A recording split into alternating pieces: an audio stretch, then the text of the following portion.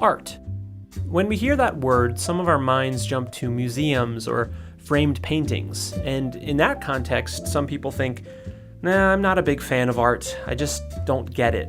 Or they think of art as something that's just for intellectuals or artsy people. But really, art is for anyone who wants to experience it, and it's often in more places than we might realize. Songs you like, movies you watch, poems, theater, even a quilt that your grandmother made. All of that and more is art. So you might be wondering, well, then what is art? How do I define it? Well, that's tough. Art's been around for thousands of years, and through the ages it's evolved in a number of different ways. And the reasons for creating it vary from person to person depending on any number of factors. So defining art is pretty tricky, and it's something that's been debated throughout history. There just isn't one agreed upon definition.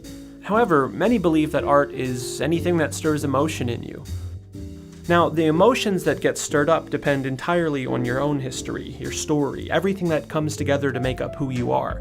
And because of this, 3 different people can experience the same piece of art and have wildly different reactions to it. One person might think it's the most beautiful thing they've ever seen, the second person might hate it, and the third might not feel much of anything at all. And none of them would be wrong. Everyone's entitled to their own preferences and feelings when it comes to art. You know, the way you feel about your favorite song could be the same way that someone else feels about their favorite sculpture.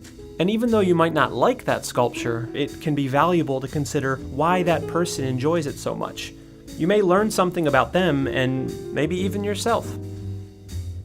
The term art is really just a label. Over the years, a lot of people have tried to classify what it is or what it isn't, but that's not really what art is about. It's about your personal experience with it and the meaning that you draw from it.